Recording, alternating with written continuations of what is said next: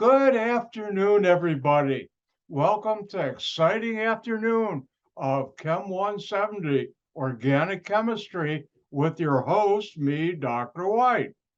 Hope you're all enjoying this nice fall weather. Boy, it got cold real quick. I even have my furnace on and have for a while. All right, let's get going. Here's the game plan for today. I'm going to go through the ethers and the epoxide problem set. If I remember correctly, I've already done the alcohol problem set. If not, I'll go back and do it, but I think I've done that. And then we'll go back to ketones and aldehydes, and then we'll do the alcohol lab today. And that's the game plan. But first, let me look at something real quick.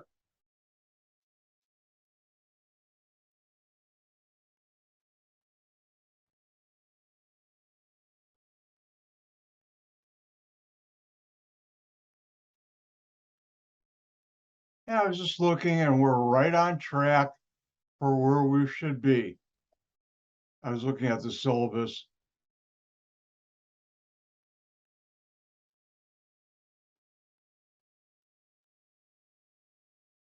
All right, everybody see an ether and epoxide problem set? Thank you. All right, let's go through this. All right, if you notice, you keep a secret, there's no nomenclature because I never put no ether nomenclature on test 2. Shh, don't tell anybody. All right, let's go through. Predict the following organic product or products. And like test 1, test 2 will have 3 different areas: general knowledge, nomenclature, and reactions. And reactions, all but there'll be 4 now instead, 3 or 4. Instead, I got to write the test this weekend. But anyways, there'll be 3 or 4 synthesis problems, but the bulk of the points will be give the organic product or products for the following reactions. And if we look at this, what's different? Ooh, an oxygen with a negative charge, sodium cation, plus charge. That's an alkoxide. And the second one, an A, carbon, ooh, halogen. And that's the Williamson ether synthesis. Alkoxide, alkyl halide, and I forgot an R prime. So let me just show you this real quick or real slow.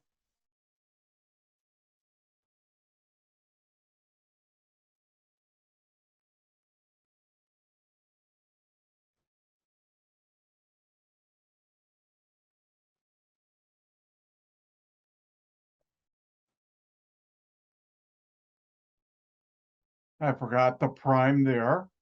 And I also forgot to tell you that X can be chlorine, bromine, or iodine. And what you get, this attacks that, you get an ether plus a salt. Now, since I'm only asking for the organic product or products, you don't have to put down the salt. And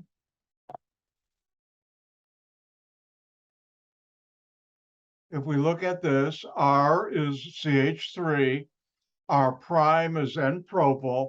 Remember the bond, the carbon with the halogen will be the carbon in R prime that the oxygen is bonded to.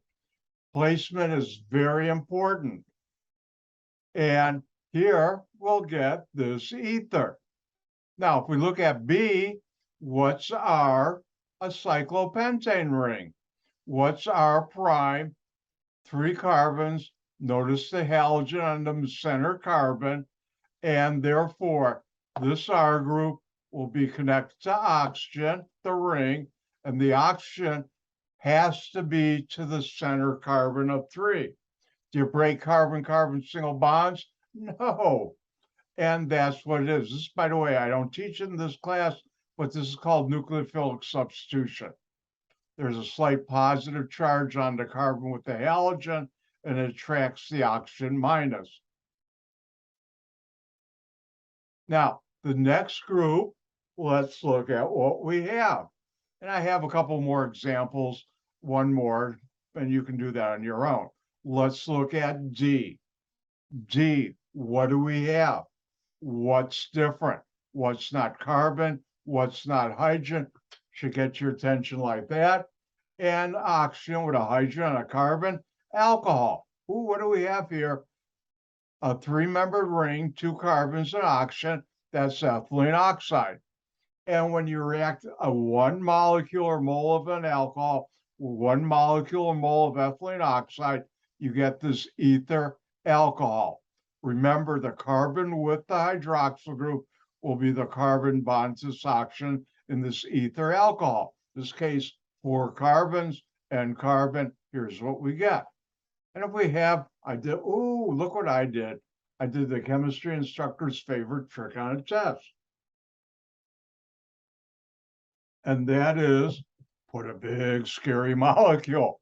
If you don't know what it is, that's a big scary molecule. But if you know, look for what's different. That's a hydroxyl group, oxygen with a hydrogen and a carbon.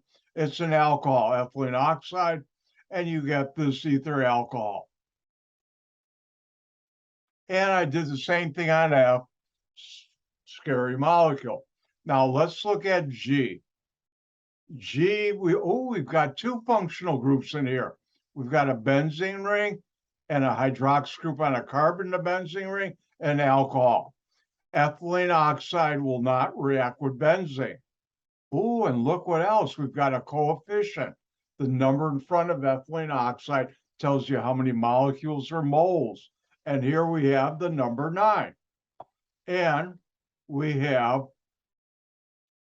alcohol and moles of ethylene oxide. You get this polyether alcohol. Remember to use the brackets. That means this inside is repeating. And outside subscript to the right and is derived or determined from the N in front of ethylene oxide. Now, everybody, listen up. Common mistake on test 2.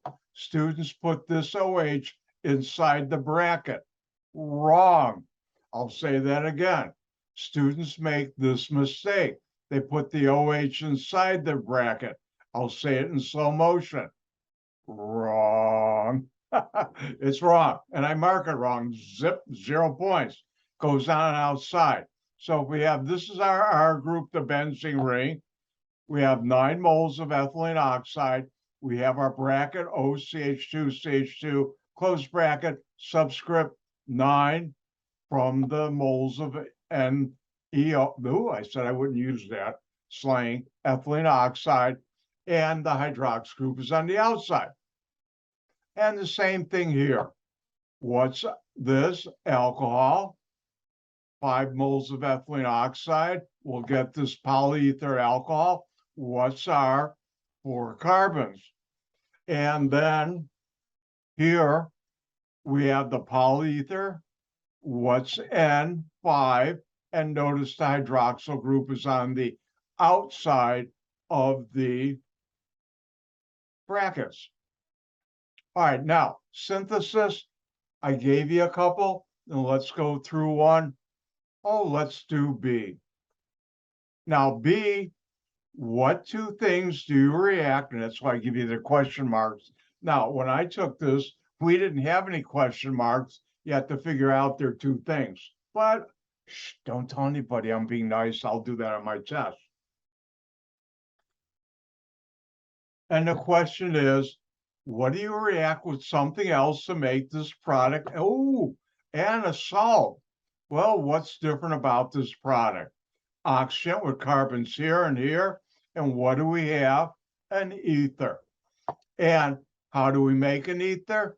Well, you take an alkoxide and alkyl halide, and you make the ether. So I can say on the right, the N-propyl is R, and the isopropyl N-propyl on the left is R, and the isopropyl is on the right, the R prime. Notice NAI, X is iodine. It could be chlorine or anything. The carbon with the oxygens will either get the hydroxyl group in or alkoxide in R, or the alkyl halide R prime. and that's what I have on top. But I can say the N-propyl on the left is R prime, and the isopropyl on the right is R. And if I do that, the bottom below the question mark is what you get, this alkyl halide, this alkoxide. And in this case, there's two possible correct answers. For my class, which is correct? And the answer would be both. Now, I made a mistake, and the mistake I made is putting down C. Just cross it off, because I will never give a reaction or synthesis problem with ethylene oxide as the starting material, which is unfortunately what I did there. So you can just cross off C. I've got the right answer, but I will never do that on my test. And with that, we're done. Any questions about reactions of ethers or ethylene oxide with alcohols? All right. One of the things I forgot to do the other day, which I'm going to do right now, is let's go to the internet.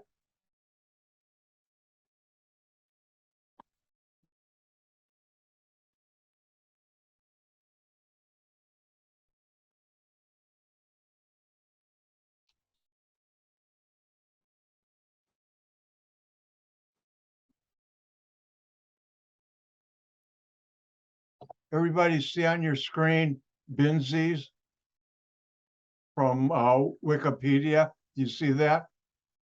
Give me a thumbs up if you see it. Thank you. All right. Now, this is a product a number of years ago that really it was back in 2007. Wow, that long ago. And it was in Australia where it came from. It was called Benzies. In the United States, it was called Aquadots. And it was a really interesting children's toy. If you see the picture on the right, you'll see these little colored beads. And what the child did was put it in this form to make something.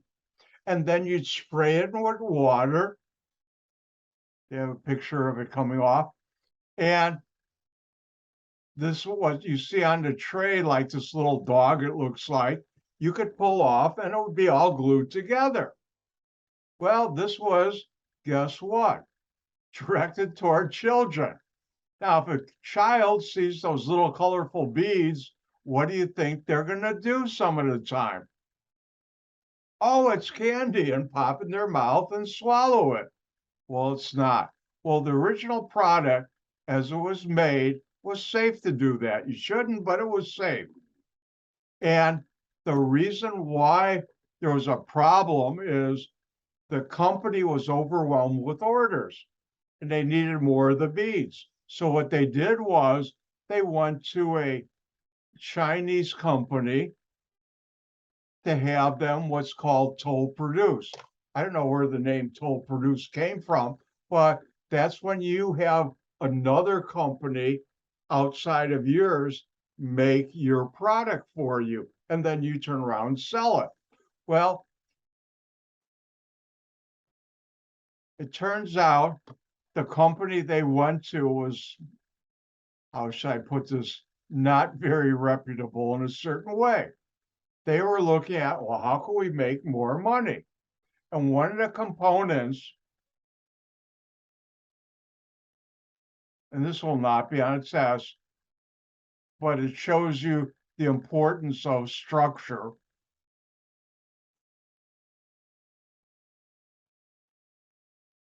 Is this molecule called 1,5-pentane diol. Di means 2-OL alcohol. There are carbons 1, 2, 3. That's 1,4-pentane diol. Sorry. And this is an expensive chemical. And this is used as a plasticizer to help make those beads. And it's on the surface of the beads. And it's safe. Well, since it's expensive, the Chinese company, without telling the company that was using their services, figured, let's save some money and make more money for ourselves. And something that's cheaper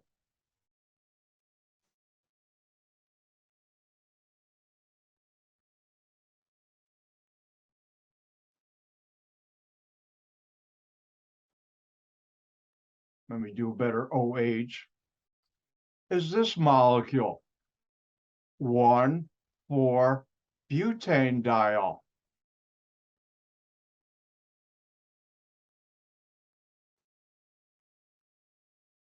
And it worked as a plasticizer. There's one problem. And the problem was this change almost killed some children. How so? Well, this product, chemical, is safe in your body. I mean, I wouldn't eat a ton of it, but it's not going to harm you. This chemical, the one the Chinese changed or substituted without asking their customer who made Benzies or Aquadots, they changed it. Well, it turns out that chemical can be oxidized in your body to another molecule that's also known as the date rape drug.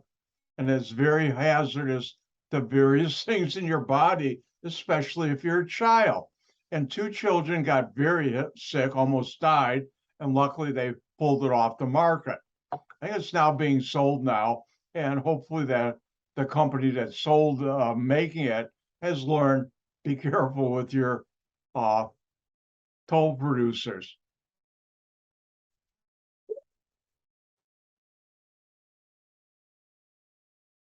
I don't know who it is, but it's not the president of the United States. It's 3 more rings. I have a Bluetooth cell phone set up.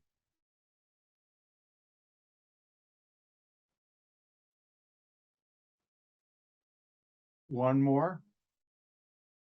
Oh, it's gone. All right. And I just wanted to tell you that story because it's an important aspect. When I've had students, what's one carbon? Well, that one carbon could make the difference of life and death. And it can in some things. All right, let's get back to aldehydes and ketones. And we went on Monday, we did oxidation of alcohols to make primary alcohol makes an aldehyde. And I think I started, but I don't know how far I got. Oxidation of secondary alcohols make ketones. So let's start here.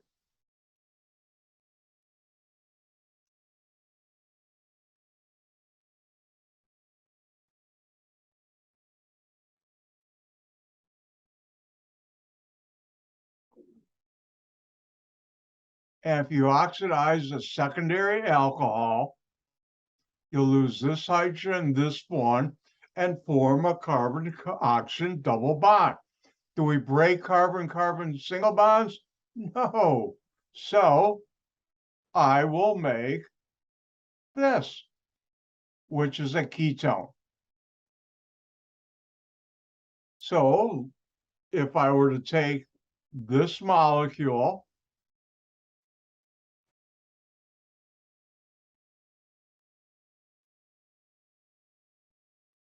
and sometimes I'll write things like this and oxidize it.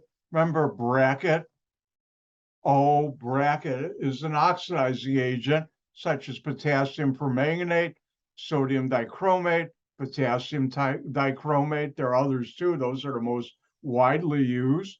I'm not asking you to learn those structures. I'll just use bracket O, close bracket. And what do we have? We have a secondary alcohol.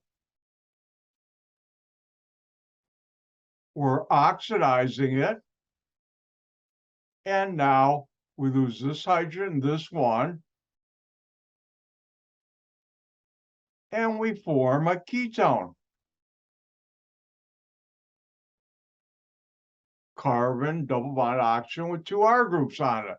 And one of these I can call R, the other calls R prime, and they come along for the ride because you don't break carbon-carbon single bonds. But I will lose this hydrogen, this one, and I'll form a carbon-carbon double bond. And I know there are 4 bonds to carbon. And I form that ketone. And as I mentioned the other day, I use this reaction in my research for my PhD thesis, not this chemical, other alcohols I use. All right, your turn.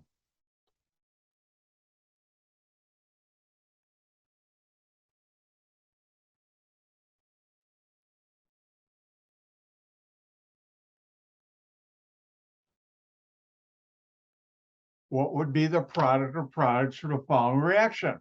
3 points each. And give me a thumbs up when you're done.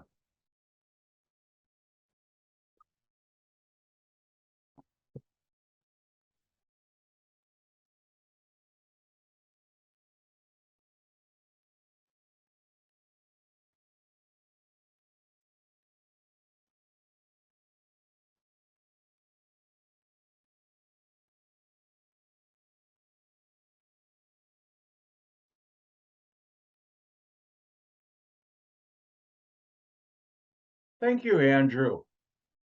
And is everybody done? Thank you, Christiana. All right, my turn. I get to have some fun too. I say fun enough times you'll believe me because it's true and it works. All right, what do we have that's different? Oxygen with a hydrogen and a carbon. And since we're oxidizing it, O bracket, close bracket, I'll notice that's a secondary alcohol.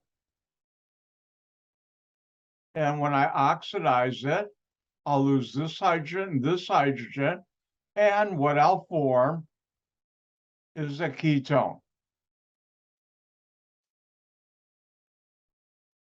And what's my R? Doesn't matter what you call R and R prime. Here's R prime. Notice they're still connected to the same carbon. So guess what? I'll do the same thing. Connected to the same carbon. We have R, that carbon, R prime. And we'll now have a double bond to carbon. And I'll put in my hydrogens. I know there's 4 bonds to carbon, so I know how to do that. And let's do a better 3. And I'm done. Let's do another one. Let's have some fun.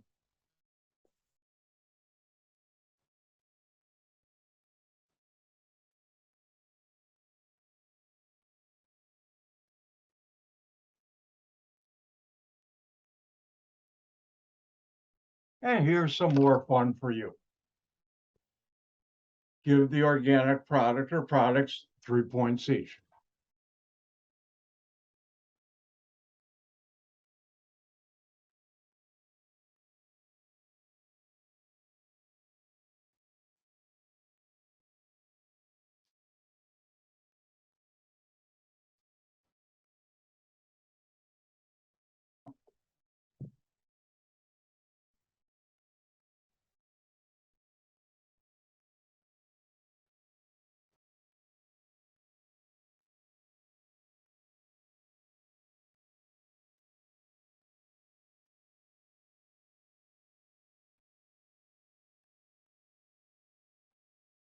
Thank you, Andrew. And thank you, Christiana. All right, if we look at what's different, what's not carbon, what's not hydrogen. Oh, look, an oxygen with a hydrogen on a carbon. And that's an alcohol. Now, if we look at this carbon, it's got carbons here and here, so it's a secondary alcohol. But because it's in a ring, R and R prime are connected together. And when you oxidize this, you lose this hydrogen, and you form a carbon-oxygen double bond. And you don't break carbon-carbon single bonds, so R and R prime come along for the ride. Well, if that's the case, what's attached to this carbon stays attached, which means the ring and the 2 methyl groups. And this carbon, which is this carbon, which is this carbon, which is this carbon. Well, that's a lot of carbons I'm talking about. Oh, it's awful Wednesday humor. And that will be double bonded to this oxygen, and you'll have a ketone.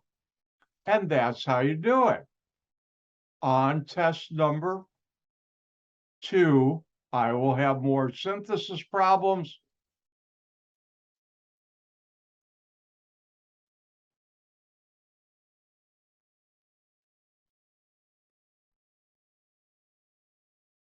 And here's one for you to do.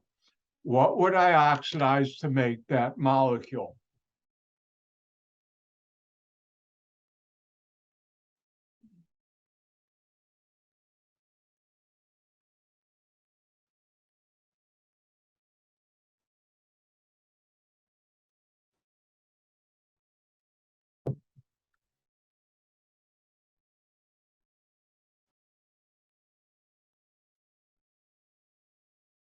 Thank you, Andrew. And we'll wait for everybody. Be patient. Let's give everybody a chance to finish.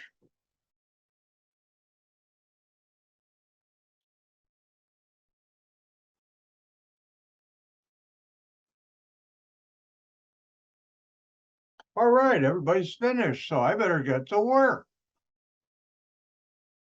What's different in the product? Remember, at the head of the arrow, the product.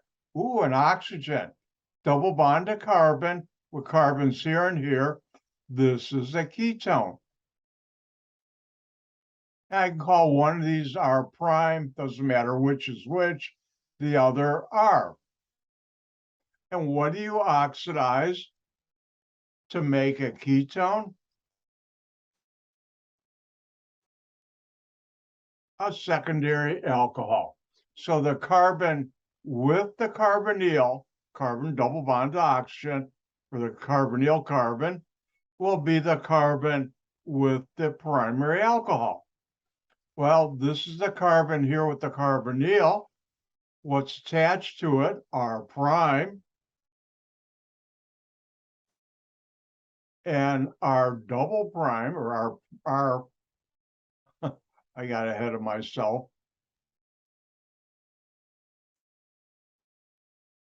is there. And this carbon will have a hydrogen and a hydroxyl group. And if I oxidize this, I will make that. And that's how you do it. Any questions on oxidation? Well, let's move on. Now, the next reaction I have is called Friedel Crafts acylation. It's discovered by the same two chemists who did Friedel Crafts alkylation. And let me go to the whiteboard. I'll rewrite this equation.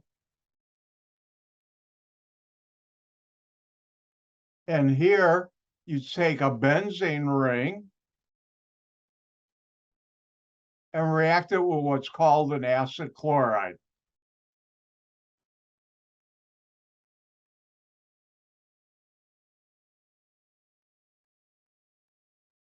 And unfortunately, I won't have much time later on.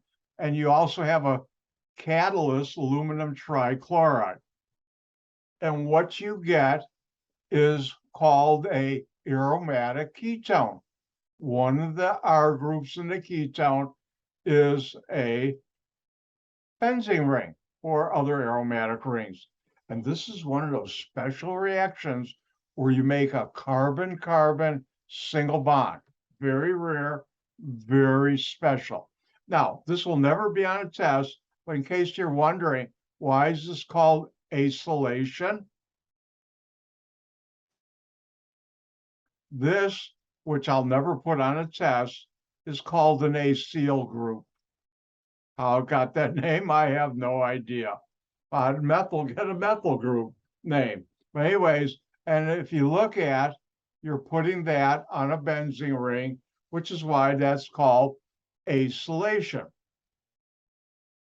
And it's aromatic compound. So let's take it for a ride, have some fun with it.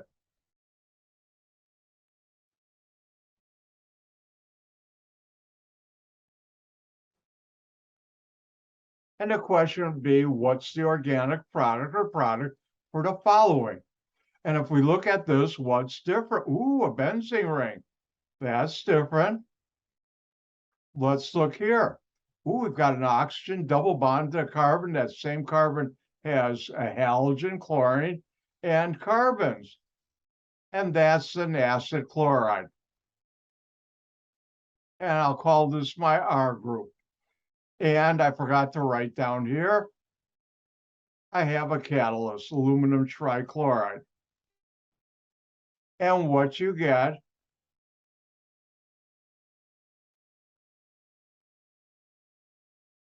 is this aromatic ketone. And therefore, my answer will be, I have my benzene ring, my carbonyl, and what's my R group? What's attached to the carbonyl here? Carbon double bond oxygen, 2 carbons.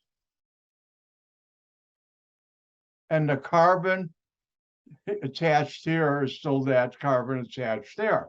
And I've made this new molecule, which is a ketone.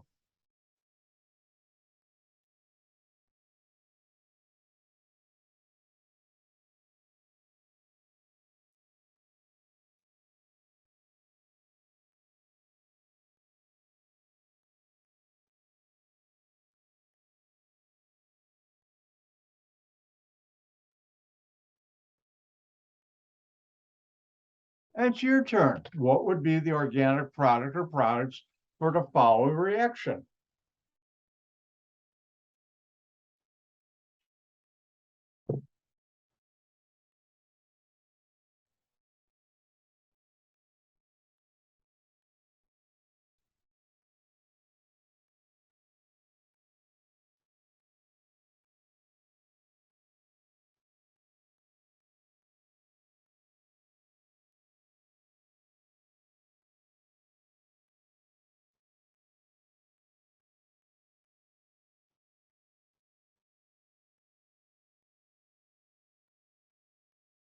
Thank you, Andrew.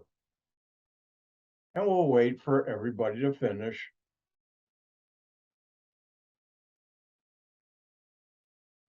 And it looks like everybody's finished. So it's my turn. And what's different? Ooh, a benzene ring. Carbons, carbon double bond oxygen with a halogen. That's an acid chloride. Ooh, and we also have a catalyst, aluminum trichloride. And what do you get? An aromatic ketone. What's my R group? This isopropyl group. So I'm going to get my benzene ring. Don't forget to put the bonds in the center. And then carbonyl, and my R group is isopropyl.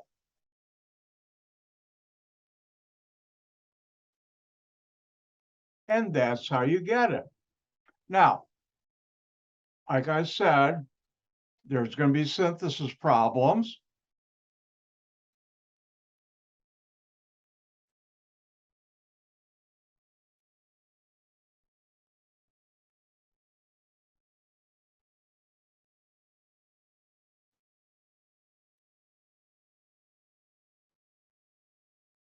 And synthesis is the fun part of organic chemistry, but I'm biased. What 2 things would you react with aluminum trichloride to make that molecule? Your turn.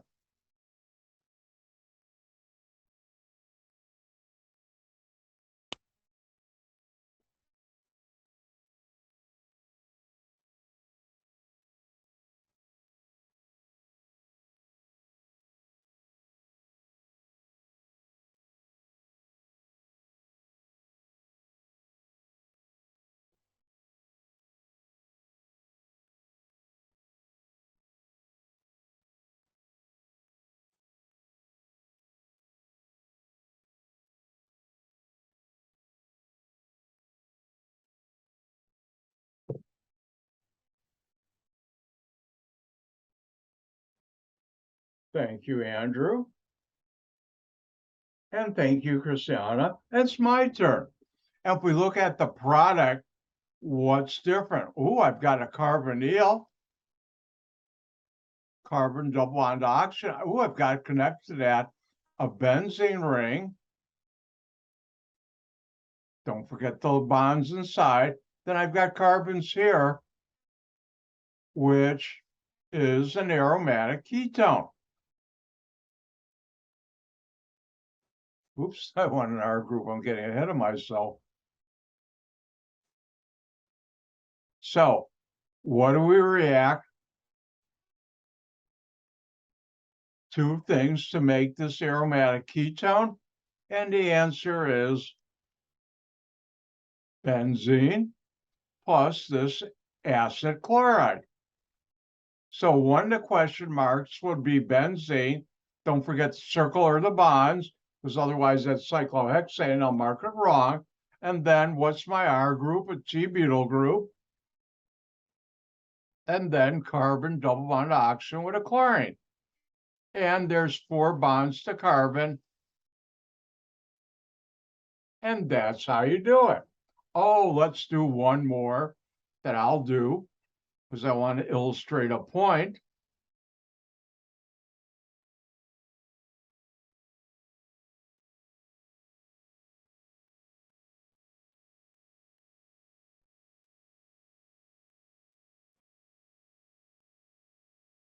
All right, everybody see that on their screen right now? If we look at, oh, look, we've got what's different here, a benzene ring.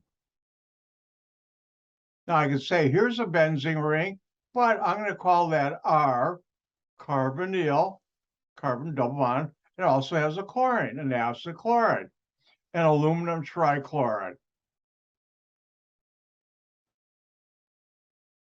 And what you get is an aromatic ketone. Now, in this case, R is a benzene ring. And what you get is this molecule,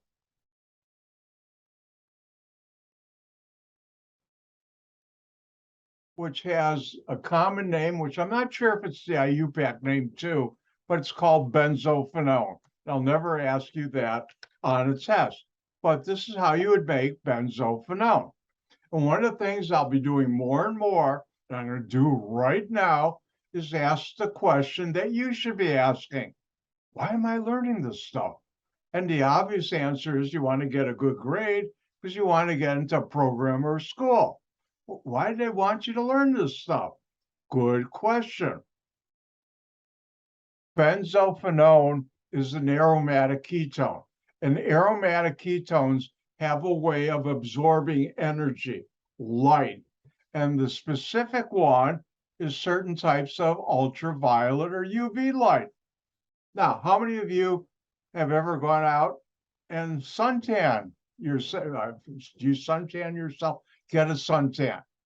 Or if you're just working outside in the sun in the summer, what do you put on your skin so you don't get sunburn? Suntan lotion or sunblock. And what's the chemical that blocks it? Aromatic ketones like benzophenone. Now, for many, many years, it was benzophenone. I think about a decade ago, they found there was a tiny little chance you might get skin cancer from benzophenone. So everybody said, well, we can't use this anymore. So they popped a couple methyl groups on the benzene ring, and that's what you're using now. And hopefully that doesn't cause skin cancer. I don't think it does, but I don't know.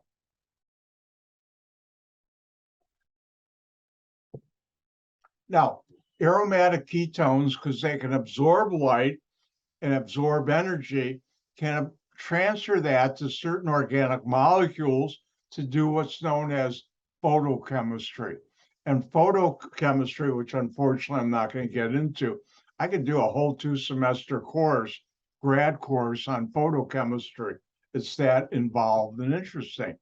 But high-speed printing, like newspapers or other things, use ink that they shine a light on to cure or dry. It doesn't really dry, it's called to cure. And in there is an aromatic ketone that's the catalyst that absorbs the energy, gives it off to other molecules to dry that. It's called polymerization. Now, how many of you have ever seen or used the nail polish that you put on your fingers and you put under the light to harden? That's photochemistry. And in the nail polish, it's called a radical initiator. There's an aromatic ketone, I don't know which one they use, in that helps dry your nails, doesn't really dry it. It's called polymerization. That we'll talk about later. So why are you learning these things? Because these general reactions are used to make molecules that people use in their everyday life, such as nail polish that hardens under a light.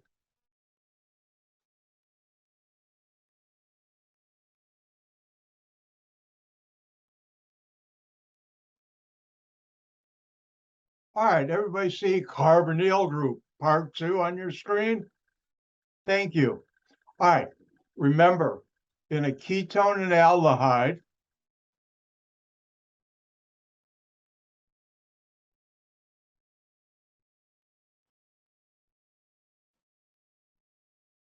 oops,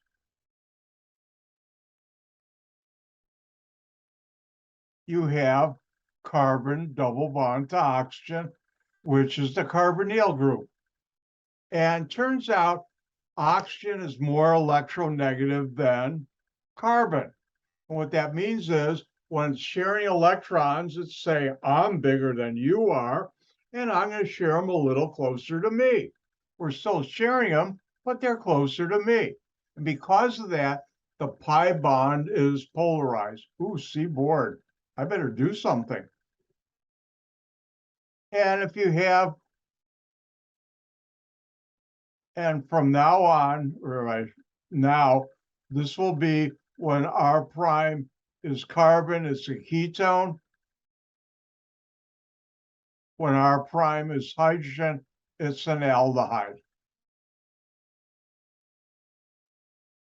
And it's a shorthand meaning both. Well, what we mean by polarized is the carbonyl group, the carbon is slightly positive. This means lower delta, and in science and math, this is capital delta. This means difference.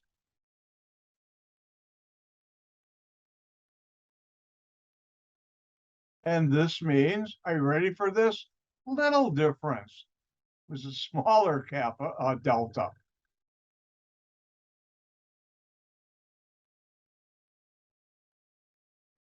And this means there's a slight positive charge on the carbonyl carbon, carbon double bond to oxygen, and a slight negative charge on that oxygen. And because of that, we have nucleophilic attack occurring on the carbonyl carbon of the carbonyl group of a ketone or aldehyde. Did I tell you organic chemists are violent? We use terms like attack. And what nucleophilic means is, what's a nucleophile? Well, how many of you are familiar with the nucleus of an atom? And what charge is on the nucleus of an atom? A positive charge, because the nucleus is made up of protons, positive charge, and protons, positive charge, neutrons, no charge. So the nucleus has a positive charge. So they took the name nucleus and put nucleo in that word. And file. File in a word means lover. I'm an audiophile. I love music, which is why I have, let's see, 1, 2, 3, 4, 5 stereos in my home. And a couple of them are quite high quality, like almost all of them. Anyways, I love my music. And if you look, I think I have on D2L, I have a list of things, Dr. White's favorite books, movies, and music. My fame to claim is I saw Jimi Hendrix play live in Chicago when I was in high school, senior year. If you don't know who Jimi Hendrix is, boy, probably one of the greatest rock guitar lead guitars ever, period. All right, so you have this carbonyl group. There's a slight positive charge here, oxygen, slight negative. And things will attack the carbonyl carbon because they're attracted to the positive charge. And there's what we call nucleophilic addition to the carbonyl group. Switches off, but this will help explain what I will be talking about. And nucleophiles, things that are looking for a positive charge, attack the carbonyl carbon, and the pi bond is broken. Remember, double bond, carbon or oxygen, or carbon-carbon or carbon-oxygen, has a pi bond and a sigma bond.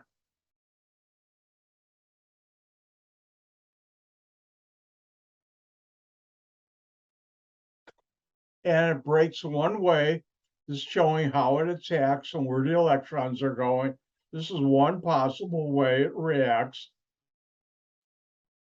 And another one, if you have H plus, NU minus, NU is for the nucleophile, it will attack that and do that. And this is a key way ketones and aldehydes react.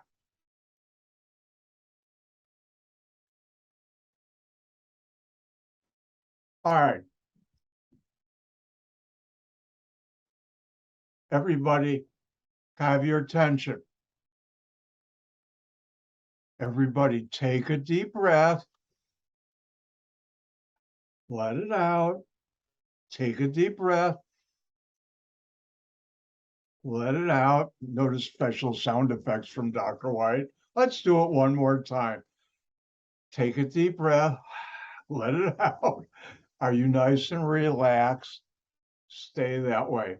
The next four reactions I'll talk about, four, are probably for students some of the hardest. Relax. We have this semester in this course. And students, take a little while, relax, take a deep breath, let it out. They finally, oh, now I see it. But at first, it looks very challenging. You know why? Because it is. So we're going to do that right now. Now, one other thing, don't tell anybody I'm being nice, but as a special gift from me to you, the next four reactions I will never put as a synthesis problem on a test. The next four reactions I will never ever put on a synthesis problem on the test or the final. So that's cruel, unusual punishment. And I think that's still outlawed by the US Supreme Court. Even if it isn't, I wouldn't do it. So let's look at this first of the four reactions. And this is called formation of a hemiacetal, hemiketal. I could have also put synthesis. I'll never ask what a hemiacetal or hemiketal is, but let me rewrite this on the whiteboard.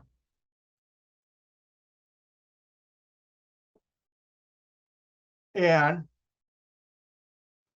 you have a ketone or aldehyde. Remember, when R prime is carbons, it's a ketone.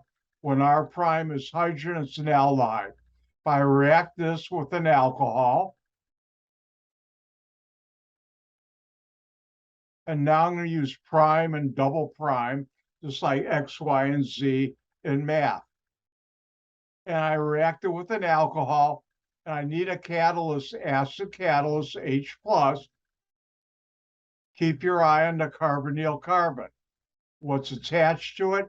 R prime, R double prime, which also could be hydrogen, is still there. This part of the alcohol will be attached to what was the carbonyl carbon. And then you'll also have an OH on there. And when R prime is hydrogen, that's a hemiacetal. When R double prime is hydrogen, that's a hemiacetal. When R double prime is carbon, it's a hemiketal. I'll never ask that on a test. And again, this is the same thing. Think of it as RO minus, H plus. The H plus goes on the oxygen. The RO minus attacks what was the carbonyl carbon. Now, if I look at the clock, oh, we went a minute into our break. So let's take a 5-minute break, come back at 1:56, and we'll continue with reactions of ketones and aldehydes.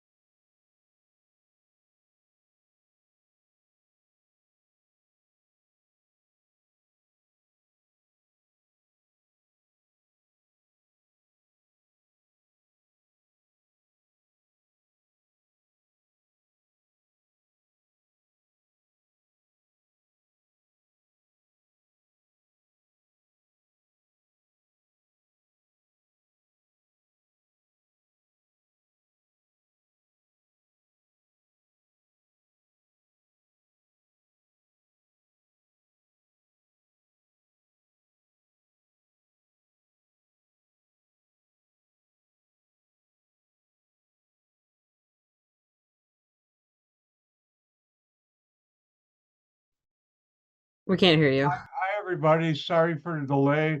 I think I need a new UPS because something while I was downstairs getting some water, new water bottle for my kitchen, my computer shut down. And that's never happened. I think that means my UPS, which I've had a number of years, as uninterruptible power supply, isn't uninterruptible. And so let me do the following. Give me a minute or two. I open up everything I had open.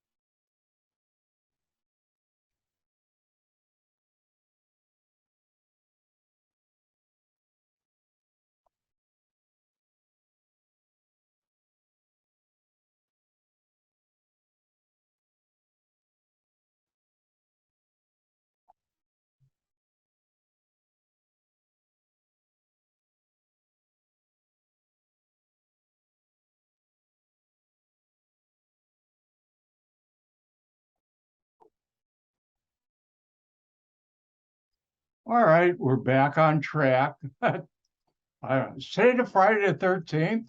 Actually, I have good luck on Friday the 13th.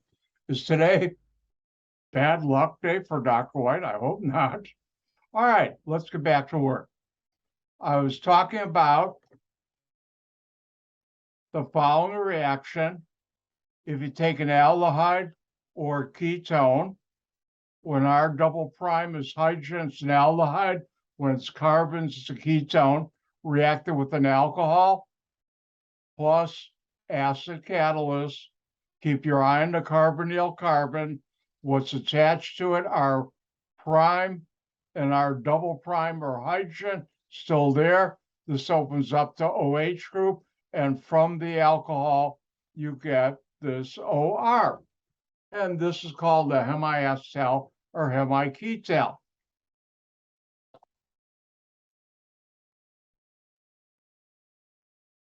And if anybody wants after class, I can show you the mechanism, but I don't have time this semester to go through mechanisms.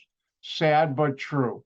All right, let's take a look at this reaction and have some fun with it.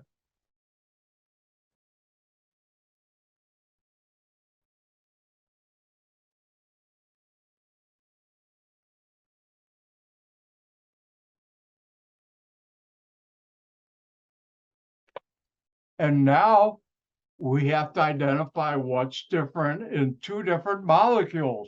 If we look at the first one, what's different? Excuse me, oxygen double bond to carbon, a carbonyl group. And on the carbons, we've got our prime. And we could have our double prime or hydrogen. In this case, our double prime is the hydrogen. And then if we look here, carbon with the hydroxyl group, alcohol. And then acid catalyst, that's what H plus is. And the general reaction tells us what's attached to the carbonyl carbon is still there. Our prime, our double prime, and that could be hydrogen, our case it is.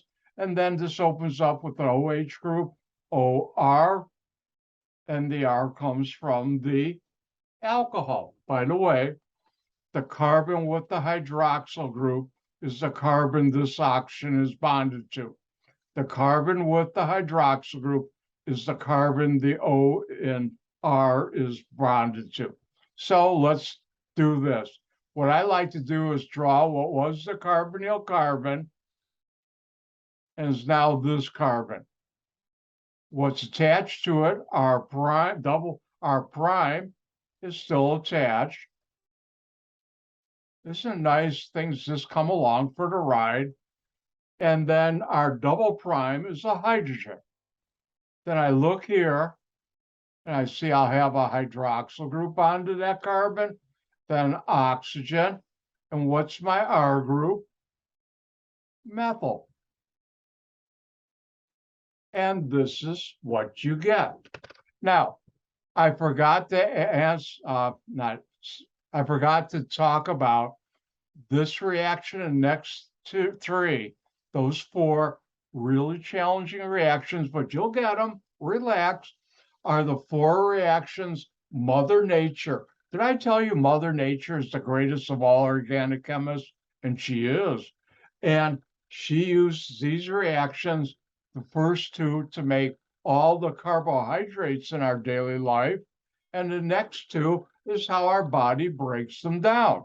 And later in the semester, I'll go back and talk about carbohydrates, and we'll come back to these reactions, but with actual carbohydrates. So, time for you to have some fun.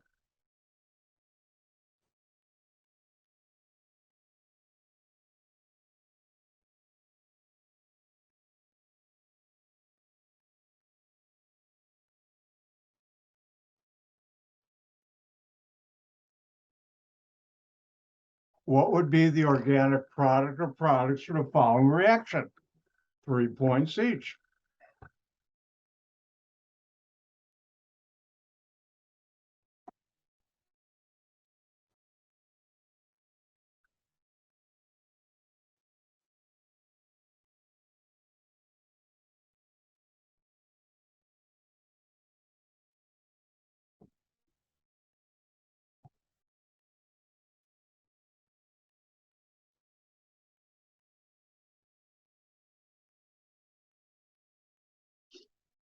Like I said, these are more challenging now.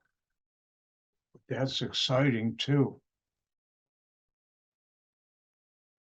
Remember, keep your eye on the carbonyl carbon.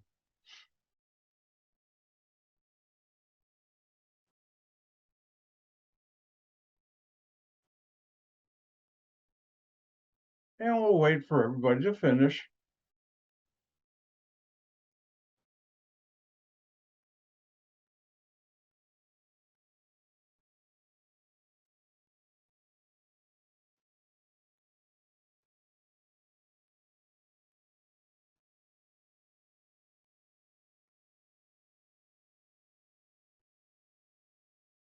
All right, my turn. Now, how do you approach this? You look for what's different, what's not carbon, what's not hydrogen. Ooh, oxygen here, double bond to carbon, with carbons here and here. This is a ketone. Now, could have been an aldehyde if our double prime was hydrogen, but it's not. So I'll call this R prime. Doesn't matter which you call R prime and R double prime. And then what's different here? Carbon, carbon, hydroxyl group on carbon. That's an alcohol. And then acid catalyst. And keep your eye on the carbonyl carbon, carbon double bond to oxygen. What's attached to it are double prime or hydrogen, and our prime are still there. With one molecule of alcohol, this will become an OH on that carbon here, and OR, and the R comes from the alcohol. Actually, so does the oxygen. So how do I proceed? This carbon here, I'll draw again, which is this one. What's attached to it? R prime, that's a methyl group. What's our double prime? Ethyl. Then my general reaction tells me that carbon will have an OH and oxygen. And where do I get the R? From here. That's my R group. And that's how you do it. Oh, let's do another one. First of all, everybody check their answers, see if they got it right. Okay, well, in that case, don't forget, Dr. White has the fastest mouse wheel finger this side or the other side of the Mississippi. And you can always ask, can you go back? And I do.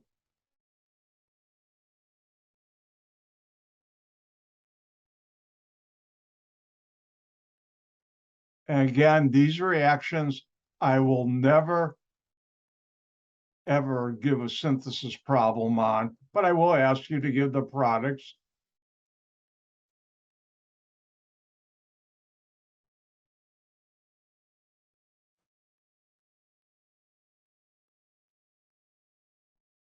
I'm having a bad H drawing day, hydrogen day. All right, here's your turn once more. Give the organic product or products for the following reaction.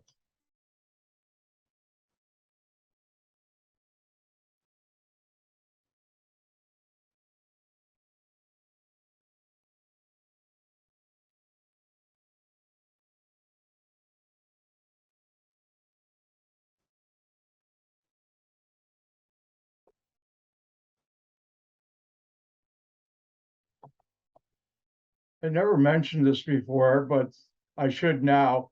If anything weird ever happens and I get knocked off, I'll come right back as soon as possible from Zoom.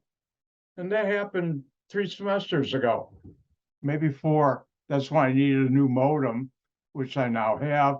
It looks like I'm also going to need a new UPS in the coming period of time, which means I make a trip over to Best Buy or somewhere else.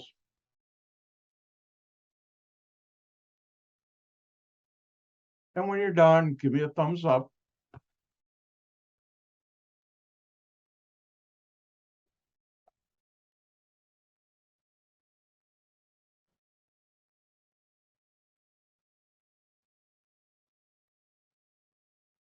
Thank you, Andrew.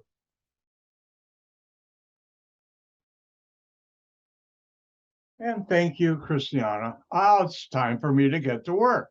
So if we look at this, what's different? Ooh, an oxygen double bond to this carbon in the ring. I have carbons here and here. That's a cyclic ketone, but still a ketone. I tell you, Dr. White loves ketones, and I do. Aldehydes also. And then what do we have here? Carbon, carbon, carbon. Hydroxyl group on a carbon, OH. That's an alcohol. And here we have acid catalyst. H plus is acid catalyst. That can be sulfuric acid and other catalysts too, which I won't talk about really in this class, but I've used. So keep your eye on the carbonyl carbon. What's attached to it stays attached to it. This opens up to a OH group on that carbon, plus an oxygen with an R group. The R comes from the alcohol. So do you break carbon-carbon single bonds? No. Think of this carbon as our prime. This is our double prime, and they're connected together in a cyclic ketone. So what that means is, let me move the arrow up here. They'll still be attached to this carbon. And I'll draw it on there, which is this carbon.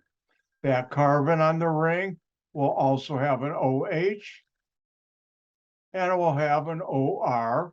And what's my R group? Isopropyl. And you can draw it like a Y, more Y, or straight across, either way. And that's how you get it. Any questions? Again, here I have the ring, carbonyl carbon. This carbon right here reacts with this alcohol and acid to give this hemiacetal, actually in this case hemiketal.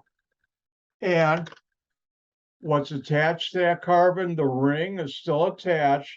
We look down here, it'll have an OH group of O, and the R group on that oxygen comes from the alcohol. And that's how you do it. All right, now we'll do more of these when we do the problem set. You'll see I gave you a number of them. All right, now if we look at this reaction, Notice we only have one molecule of alcohol reacting with the aldehyde or ketone. Now let's talk about another reaction that's similar but different. Now we have two molecules or moles of an alcohol reacting with an aldehyde or ketone. And let me rewrite this on the whiteboard, which will be easier for you to see. I hope it will be. If I start with an aldehyde or ketone,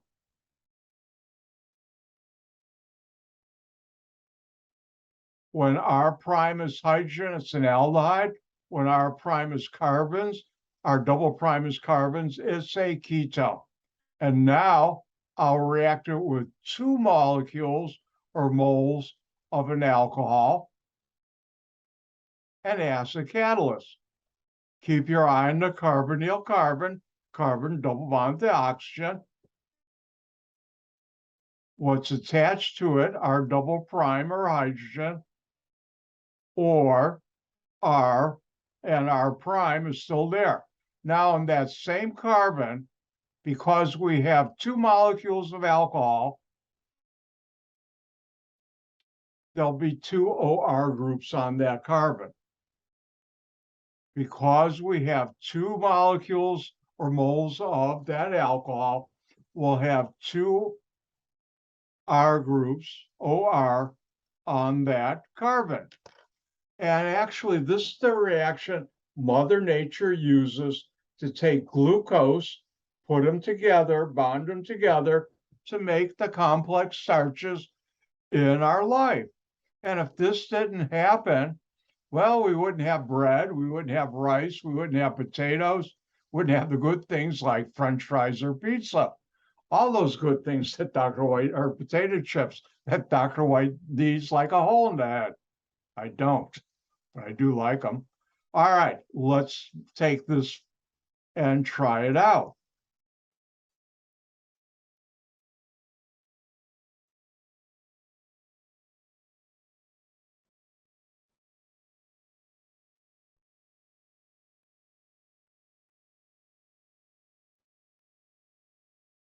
All right, here's the reaction. What would be the product, organic product, or products for the following reaction?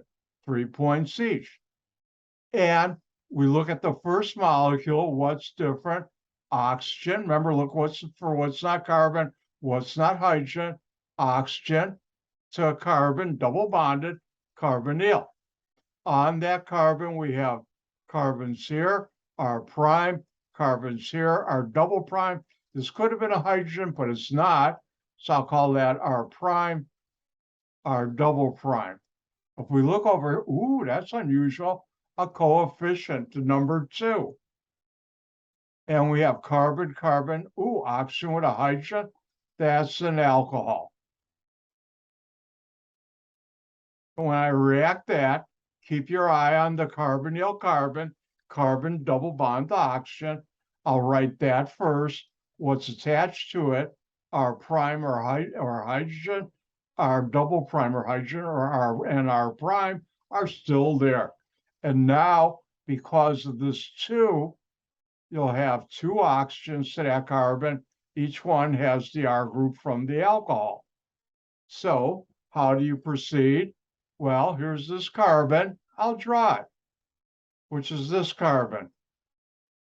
And what's R prime methyl? What's R double prime ethyl? Then I'll have my 2 oxygens and my R groups. And I'm done. Whoa, wait. Dr. White got R of the brain. It happens once in a while. And my R group is ethyl. See, I wasn't lying to you. Do I make no mistakes ever? No, I do make mistakes. Luckily, I caught it. All right, and that would be the product. Whoa, that looks complex. But Mother Nature uses this type of reaction, not this specific one, to make all the complex starches in our life. If you like anything with starch in it, like bread, potatoes, rice, or the good stuff, potato chips, French fries. Oh, I'm hungry. Sorry.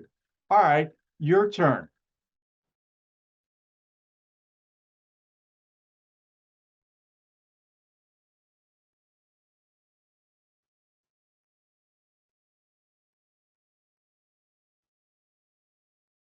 What would be the organic product or products for the following reaction? 3 points each.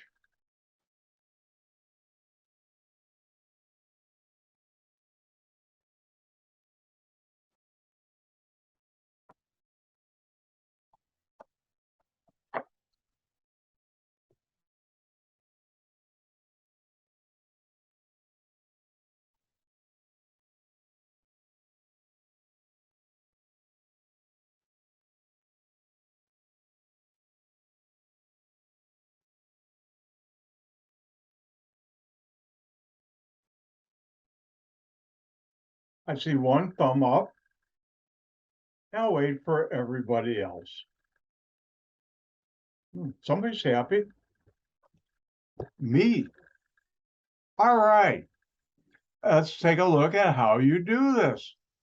And if we look at this, what do we have that's different? Ooh, oxygen. Remember, look for what's not carbon, what's not hydrogen, that you get your attention like that.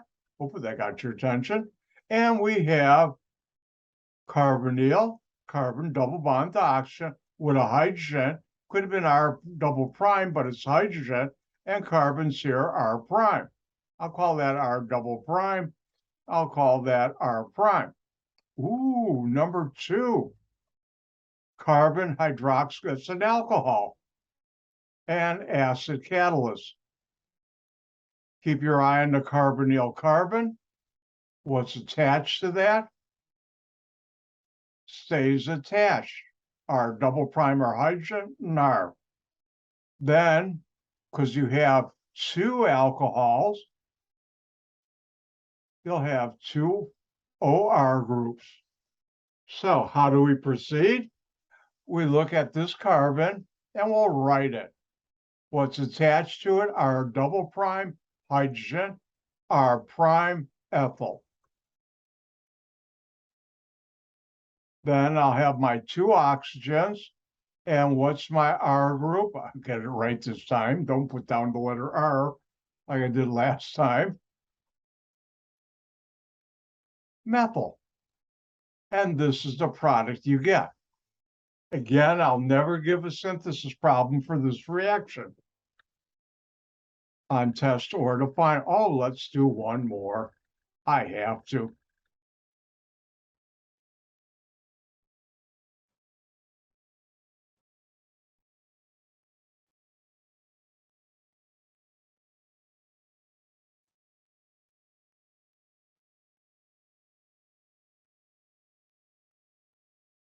Like I said, we're on track. Things are going well.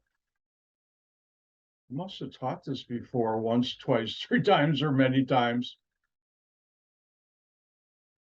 Give the organic product or products 3 points each.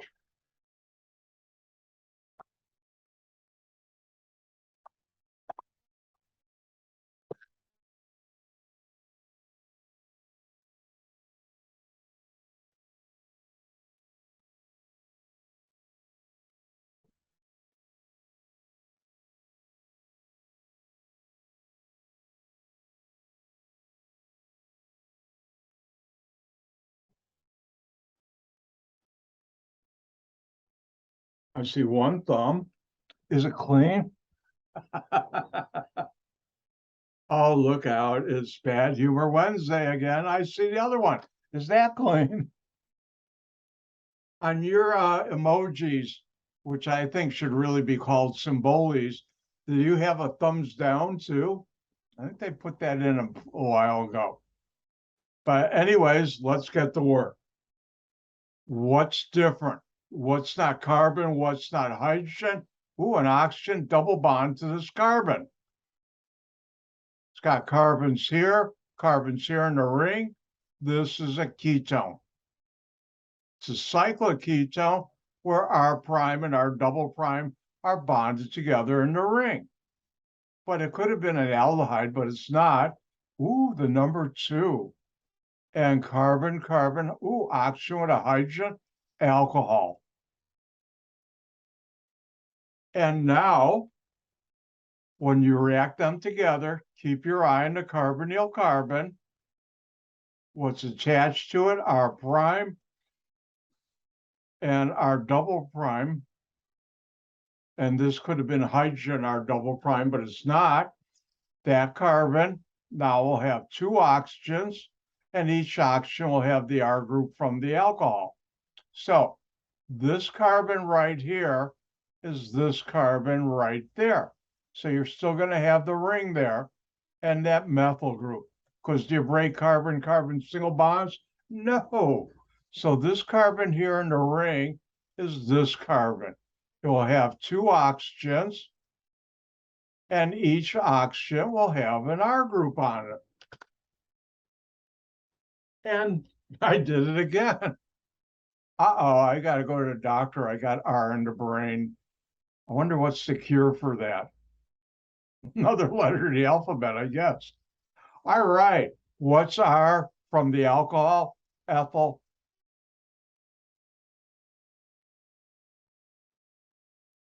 Well, there goes my perfect score today. And there we are. We're done. Now, when I went to grad school, my advisor, who I will always be grateful to, because he helped me become the organic chemist I became, and I am, which I like quite well. And I've done some amazing things with that knowledge. His advisor was Dr. Stork, and I forgot which university in New York, but Dr. Stork did some amazing things in organic chemistry. And one of those was to come up with what's called the protecting group. If it's raining outside, you want to go from your house to the car that's parked, or if you're in a building and going to your car that's parked outside and you don't want to get wet, what do? You use an umbrella to protect you from the water, or you put on a raincoat. And if you're coming, say, from your car to your house or a building, once you get inside and it's not raining, what do? You close the umbrella, don't need it anymore, or you take the raincoat off. Well, Dr. Stork came up with a way of protecting aldehydes and ketones. And you do this when you do not want a ketone or aldehyde present when you're reacting another part of the molecule. And that reagent would react with a ketone or aldehyde. You put on a protecting group. And what's that reaction?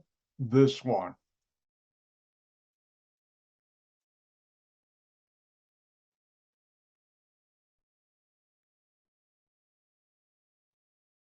I take a ketone or aldehyde, react it with ethylene glycol, an acid.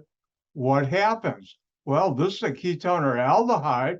Let's look at this molecule right here.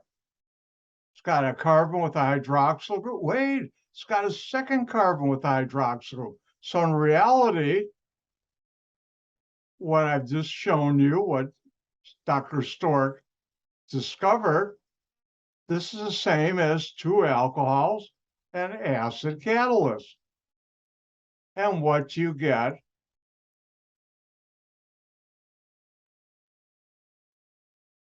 is this ketal or acetal.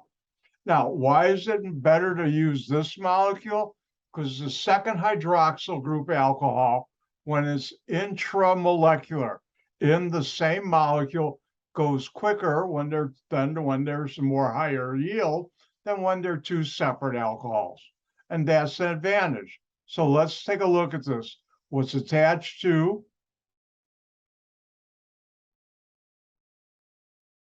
the carbonyl carbon, or what was, is still attached. Then you'll have oxygen, oxygen. What's our is, I did it again. I'm going to have to get anti-R vaccine.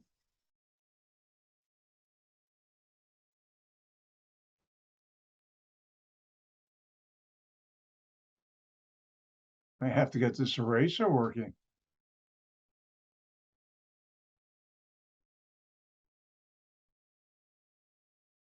Uh-oh. Hang on, sports fans.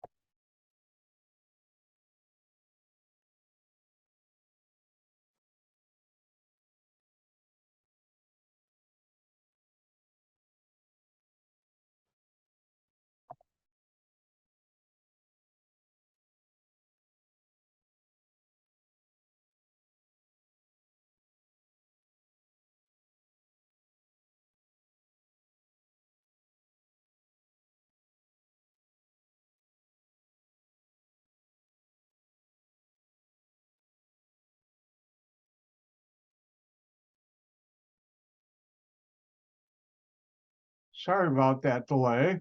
We're back to business now. Let's see if my eraser will work now. And it does. And my R is CH2. The other one is CH2. Now, do you break carbon-carbon single bonds? No. So here's a bond here. There's a bond there.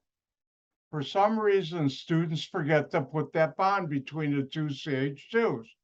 Don't, because otherwise you won't have 4 bonds to carbon. And this molecule, you'll learn later on, I can easily convert back and take off the protecting group. And like I said, this is what Dr. Stort came up with, and it's been widely used in synthesis.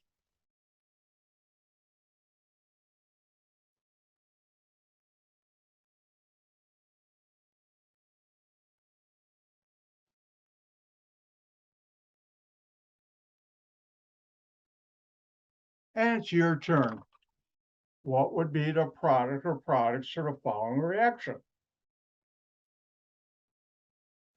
While you're doing that, I'm going to try and get the R's out of my brain.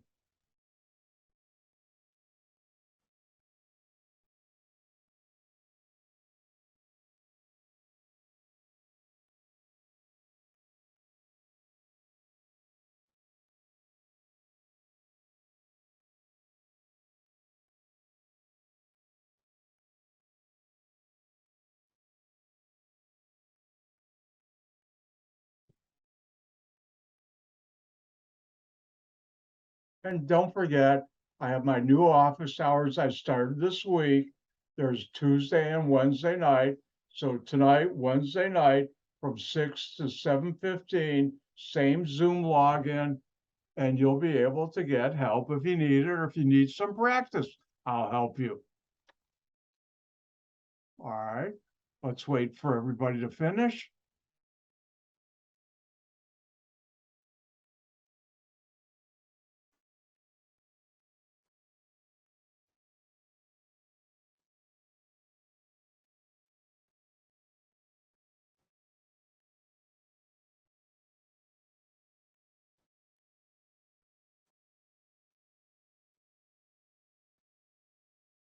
Well, I see one person done.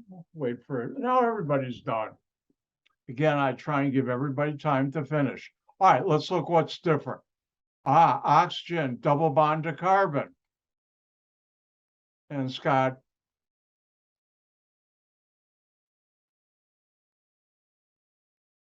to that carbon. Carbons here are prime. Carbons here are double prime. Could have been hydrogen, but it's not. Ketone. Ooh, this is different. Carbon with a hydroxyl group, carbon with a hydroxyl group. That's the same as 2 alcohols. I have acid catalyst. And as you notice, Keep your eye on this carbonyl carbon. What's attached to it are prime, our double prime, or a hydrogen, and two oxygens, and from the alcohol, R groups. Now, hold on. Don't write any more R groups. All right. Keep your eye on this carbonyl carbon. What's attached to it? This is our prime, and this is our double prime. So I'll attach, I did it again. I'm going to have to go to my doctor. Doctor, I've got R in the brain. And R prime is methyl. R double prime is methyl. Then I'll have my two oxygens. And this is my R group. So I'll have CH2. And the other one will be CH2. But do you break carbon-carbon single bonds? No. So this bond is still going to be there. For some reason, students forget that bond. I don't know why, but they do. And that's how you do it. And I'll teach you later on how to take that off, just like a raincoat when you don't need it. All right, it's time to move on. Now, once you've made these compounds, what can you do it? Now, I have reversing the hemiacetal, hemiketal reaction. You can also say hydrolysis of hemiacetal, hemiketal, or acid hydrolysis.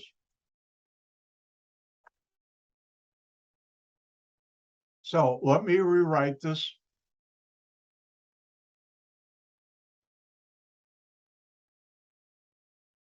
Reaction. And the new reaction is if I take a hemiacetal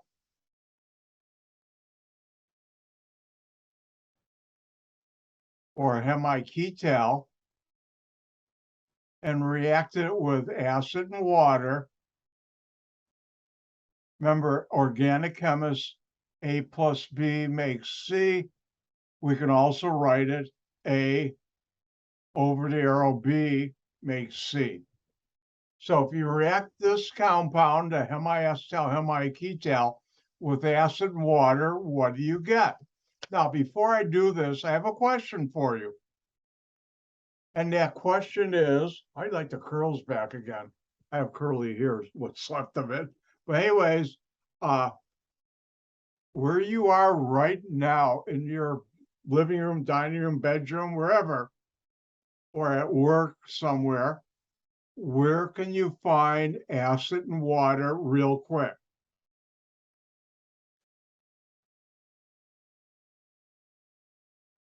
Time's up. Same thing. My office. Where can I find acid and water? My stomach.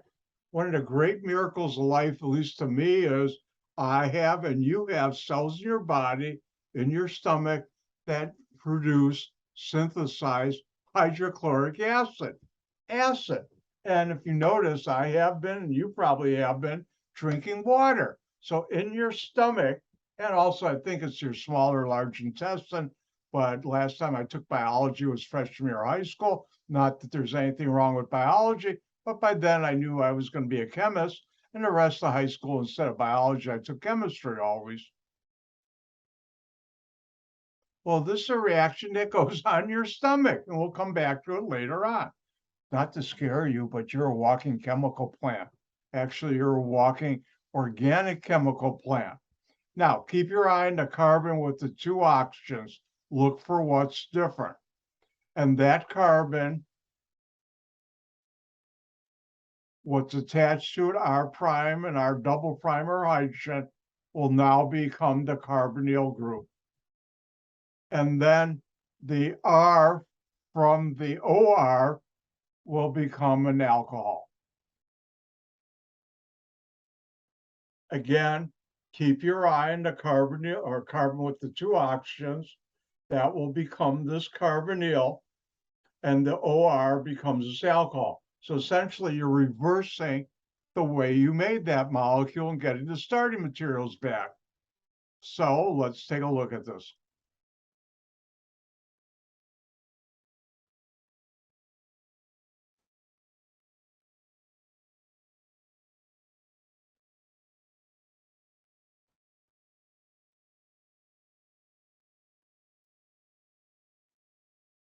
Now, in all of organic chemistry, this and one other type of, they're called functional groups, are the only time you'll ever see two oxygens single bonded to the same carbon. That's the giveaway. And turns out this, and I'll be talking about probably not today, but next week, the second reaction give the same products. All right, so what do? We look for what's different.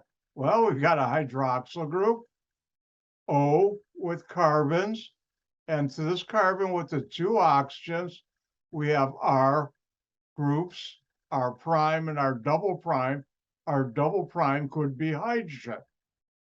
And with acid and water, or water and acid, you get what's the carbon with the two oxygens becomes a carbonyl.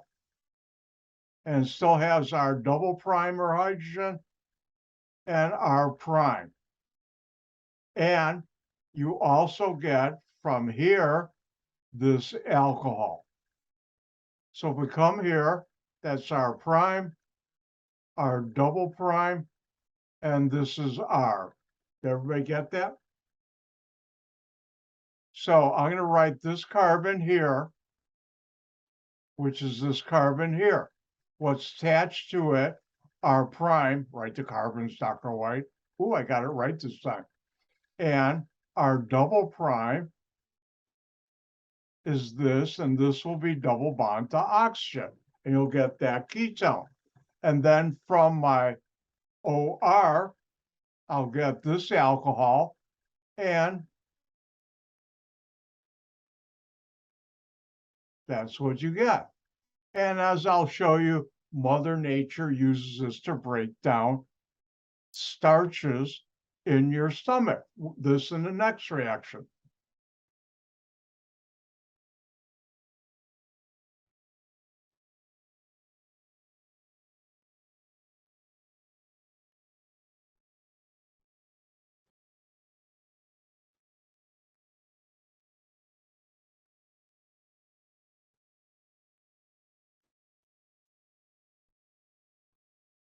But you never thought all the chemical reactions going on in your body and the acid in your stomach helps catalyze this. And I'll teach you later on also how you break down fats and oils and proteins.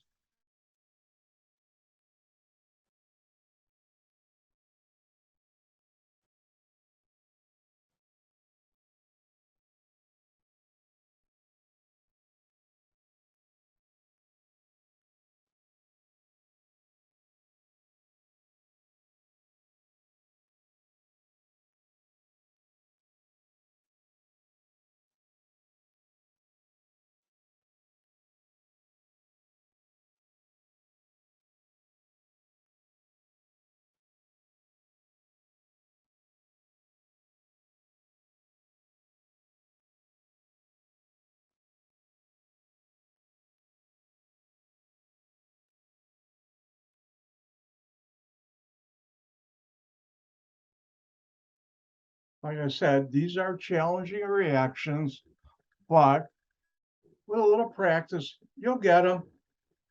Trust me, I'm a doctor. Did that work? How about trust me, I'm an organic chemist? Did that work? Hopefully both work, because it's true.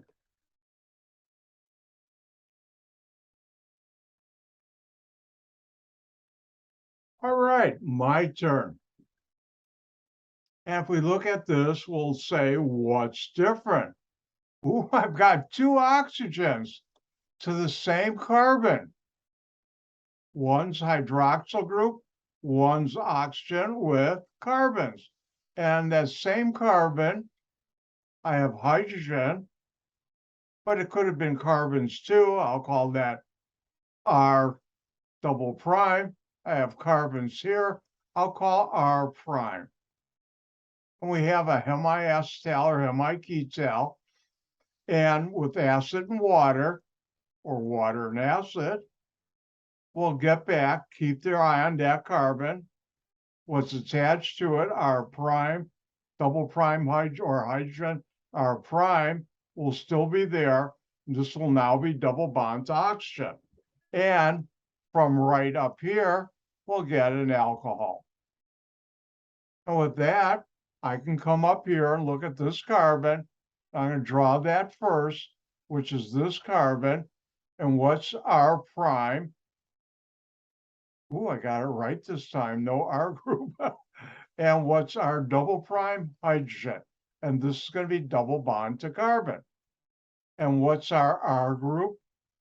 Methyl. So that's the aldehyde and alcohol you would get. And notice if I were to react this with acid, I'd get this back. So we're reversing it, or acid hydrolysis. If I look at the clock, it's time for a break. Hopefully my computer won't shut down again. Bad computer. And let's take a 5-minute break, and then we'll do lab time. I'll see you in 5.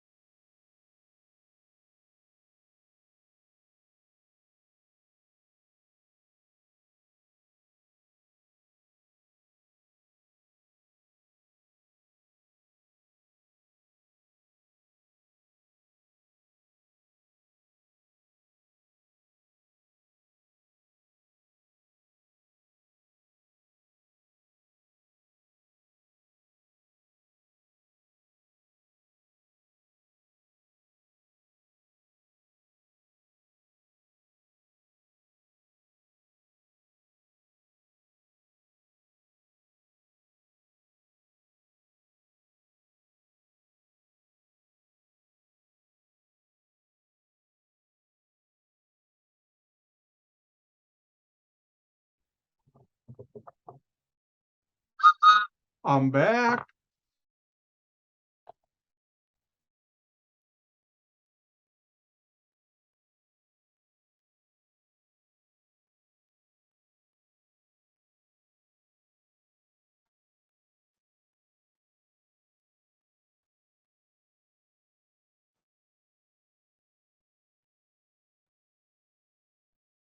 All right, it's lab time.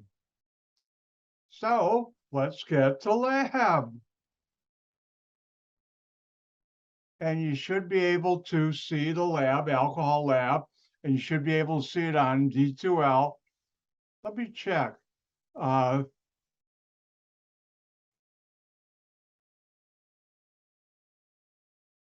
Hold on while I go to here.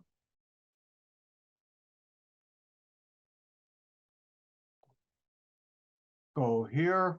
I think I checked, but I'd rather do it again. So everybody's not saying, oh, Dr. White, how come you didn't post the lab?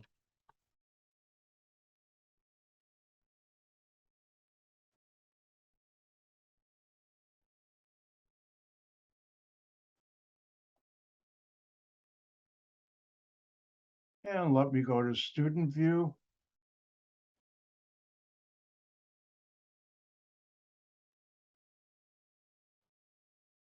And you can see the alcohols lab. All right, just want to check that out.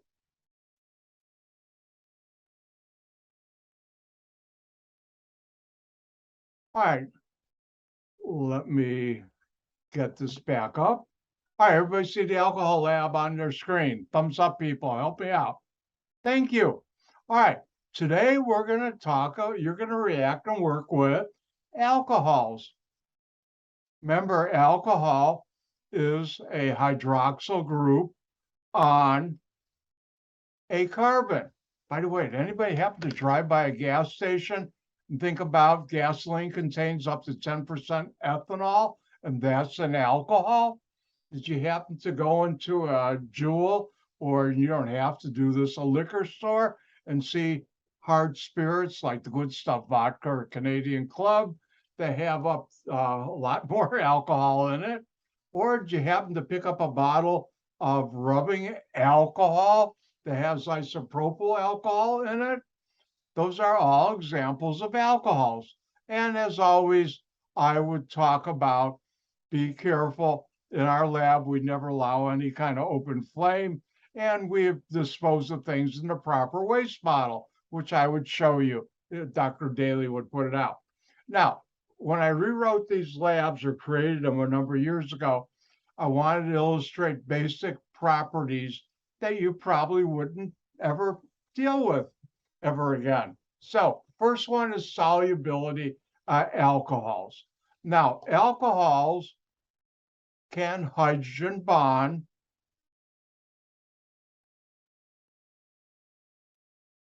with water. And remember, because of the difference in electronegativities between hydrogen and oxygen, there's a very slight positive charge in the hydrogen. In alcohols, very tiny negative charge on the oxygen. Same thing with water. And the attractive force between them is called the hydrogen bond. Now, it's not a full chemical bond, but it's a weak force that because of that, water is a liquid at room temperature now, not a gas, which it should be, except for hydrogen bonding. And this helps promote solubility of alcohols in water. Now, there's another force, size. How big R is? Does that play a difference in solubility? Well, I'm not going to tell you. You're going to have to look at the data.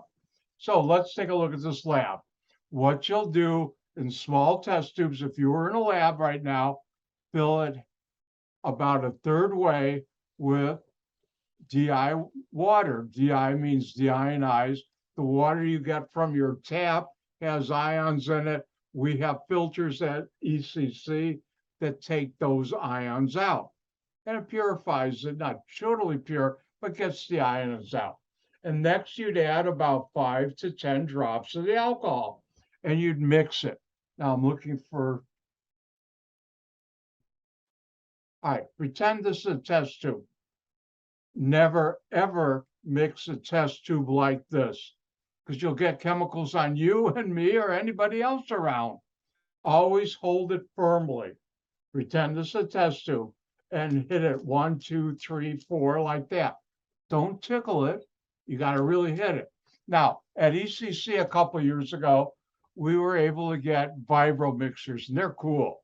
And they're a motor hooked up to a rubber disc with a sensor. When you push down, this disc starts vibrating much quicker than my hand is, and it mixes up in there. And I put those out for the students to use. They like doing that better than this method. But that's the old method if you don't have a vibro mixer. And what you'll do is look at the test tube, let it sit for a little while, and look at it. And you'll see, is it homogeneous or not? Homogeneous, clear, the same throughout. Heterogeneous, not the same throughout, like 2 layers. And if it's 2 layers, it's not soluble. It's homogeneous, it is. Now, the alcohols you would use are ethylene glycol, isopropyl alcohol, also known as 2-propanol, T-butyl alcohol, 2-hexanol, 1-octanol. Now, notice right here, please draw the structures for the alcohols in this table below the name, like right there. That's something you need to do. And if you were in the lab, you would find out that ethylene glycol, isopropyl alcohol, and T-butyl alcohol are soluble. 2-hexanol and 1-octanol are not. And that would be that part of the lab. Let's look at the next one, the odor of alcohols. And again, this was my attempt, if we were face to face, just give you some hands-on experience. And over the years, the observations, and there's no right or wrong answer because how you perceive the smell of something is heavily dependent on your own life experiences. In fact, I'll talk about it way later in the semester. Probably one of the hardest problems I ever had to solve as an industrial chemist is an odor problem. When Procter & Gamble came to us and said, well, your product now that we buy is causing our Downy fabric softener to smell bad. Turned out it wasn't smell bad, it was something else. But I'll tell that story later in the semester. You just have to be patient and wait. Now, if you were to smell things, I would teach you never put a bottle of a chemical under your nose and go like that. No, that's dangerous. What we do, one is if it's in a bottle, you go like this. But for us, we made it even simpler. We have small pieces of cut paper towel already cut. Dr. Daly, years ago, when he took over, instead of I would have the students just tear it, he went ahead and cut a bunch for my lab, which I was forever grateful. He does a great job when we're face to face. You put some on there, and then you can smell it. And here's what the different things smell like. Okay? All right, let's look at part 3. And this is oxidation of alcohols with acidic potassium dichromate.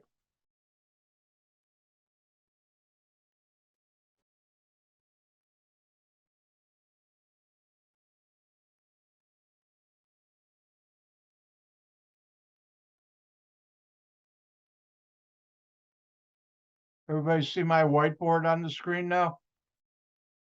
Thank you.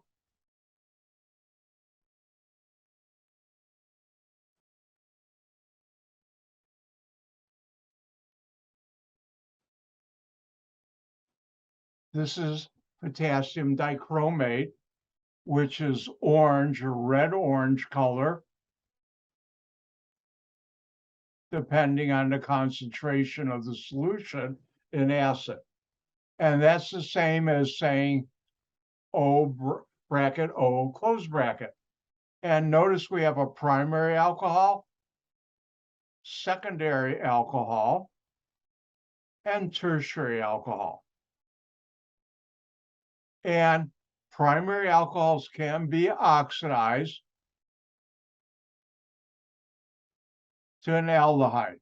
Now, when this gets oxidized, the oxidizing agent, the potassium dichromate, gets reduced. And you get, I'm not going to write the whole thing, this cation, which is a green or blue-green, depending on the concentration, almost like a turquoise color or even a blue color. And if you get that color change from orange to this colors, you've had a primary alcohol. And a secondary alcohol will do the same thing. This time you'll get a ketone, but you'll also get this reduced chromium species. And that also will be either green, blue-green, or blue. Now, tertiary alcohols,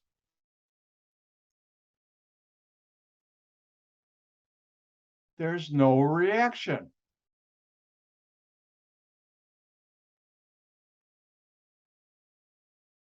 And because this is a red-orange,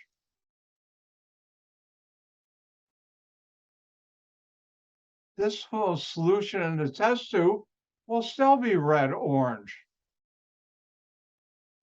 And again, it's more red or more orange depending on the concentration that Dr. Daly makes up of the oxidizing reagent.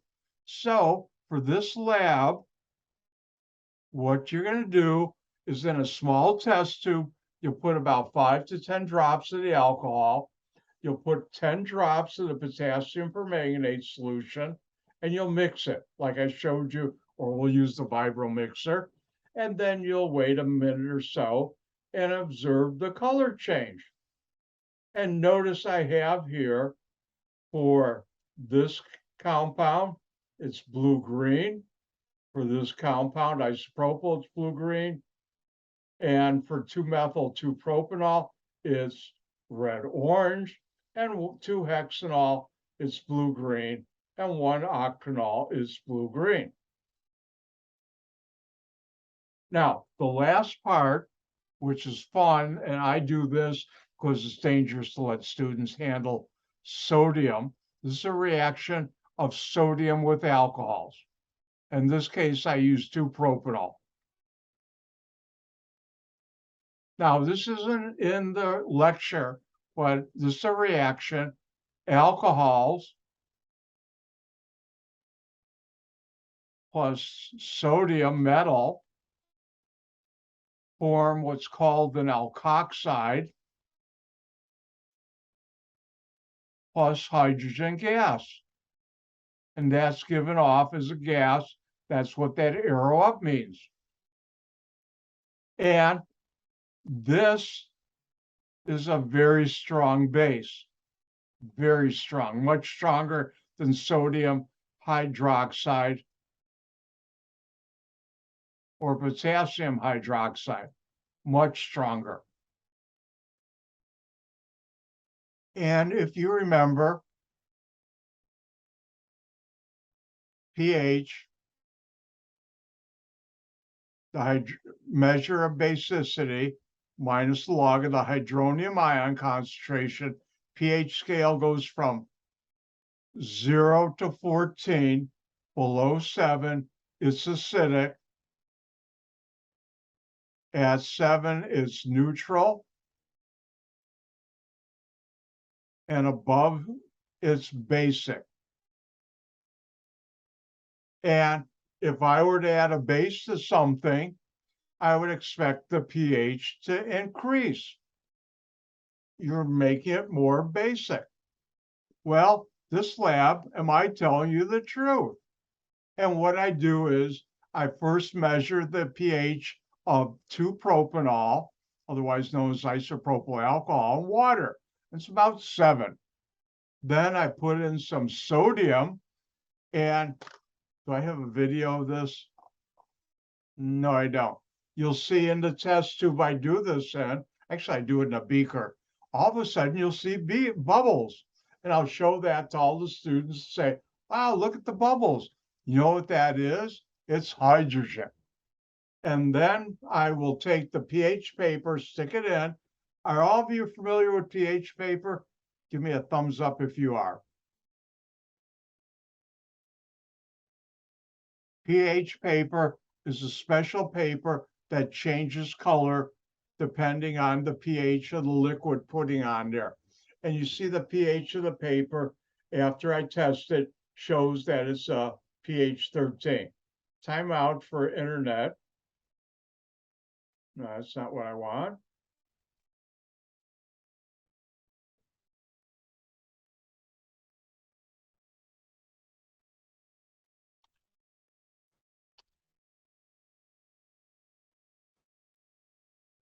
Everybody see the hydron, hydrogen? I always pronounce that wrong. pH paper picture on your screen. And notice the difference. It's this color right here. What we get it on a roll. This is actually one product we use. And notice it goes from 0 to 13. 14 is above that. But anyways, and you match the color and starts out 7. And when you see it afterward, it's down here somewhere in 11, 12, 13, depending how much sodium I put in the beaker. And that lab, you would find the pH is quite basic, 13. And with that, I'm done.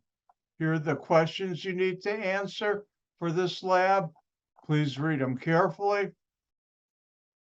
I'm done for today, and actually for the week, unless you come to my office hour. Remember, keep up with the problem sets. Do them on your own. Test number 2, and I hate to say this, but it's true, historically is the lowest average test of the semester, but not always. I've had classes where it's quite high, but those people keep up and do the practice problems on their own. And with that, unless you come to my office hour tonight from 6 to 7:15, I'll see you next Monday. With that, I'll say, Gang gesund. Stole that from Granny to Beverly Hillbillies. Bye now, Gang gesund.